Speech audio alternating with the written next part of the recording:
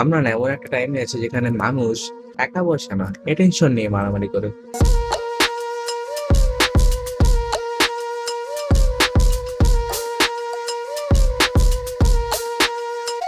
দেখুন মানুষটাকে সবকিছু ইনস্ট্যান্টলি চায়।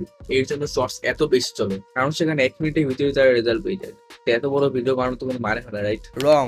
অডিয়েন্সের ১০ থেকে ১২ মিনিট না, ১ থেকে ১.৫ ঘন্টার মতো লং ভিডিও দেখবে, but we need their focus. সোজা কথা বলতে গেলে অডিয়েন্স আপনার ভিডিওতে থাম্বনেল বা টাইটেল দেখে ক্লিক করেছে। সেই থাম্বনেল বা টাইটেল দেখার পর তাদের মনে যে এক্সপেকটেশন ছিল সেটাকে ইনট্যাক্ট রাখতে হবে। ওইটা ভাঙলে কিন্তু মারা খাবেন ভাই। এক্সাম্পল, সামনে মিস্টার বিস্ট, পিছনে ট্রেন। যে কোনো কেউ দেখেই মনে করবে এই ভিডিওর ভিতরে অনেক বেশি অ্যাকশন থাকবে। পিছনে ট্রেন, সামনে মিস্টার বিস্ট চিৎকার করে ইন্টারভিউ দিচ্ছে, তার সাথে ট্রেনের সাউন্ড ইফেক্ট, পুরোই রাস্ট একটা সিন। এর জন্য এখানে অডিয়েন্সের ইমোশন ইনট্যাক্ট ছিল। বাট এর মানে কি এটা যে ভিডিও ইন্ট্রোকে অনেক ফাস্ট রাখতে হবে? বা যদি একটু বেশি ক্রিয়েটিভ হন তাহলে দুইটা একসাথে ইউজ করতে পারেন। অ্যাজ অ্যান এক্সাম্পল, লোগান পলের এই ভিডিওতে শুরুর কয়েক সেকেন্ডে সে নর্মালি কথা বলতেছে, একেবারে silence, For launching myself off the top rope at but কয়েক সেকেন্ড পরেই বেসিং এর এরকম ভ্যারাইটি থাকলে ভিডিও আরো অনেক বেশি এঙ্গেজিং হয়। এঙ্গেজিং নিয়ে মনে পড়লো কেমন হতো যদি শুধুমাত্র আমি ক্যামেরার সামনে কথা বলতাম উইদাউট এনি বিগল।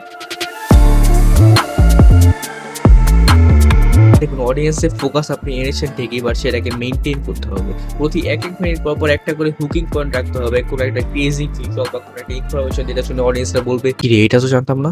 এটা টোটালি আপনার ক্রিয়েটিভিটির উপর ডিপেন্ড করে। বাট ক্রিয়েটিভিটি চক্করে আজাইরা বিরল যেটার সাথে স্টোরি কোনো মিল নেই এরকম বিরল দিয়ে না ভাই। অডিয়েন্সে কিছু করে আপনার ভিডিও দেখুক, সমস্যা কি? Choice is years.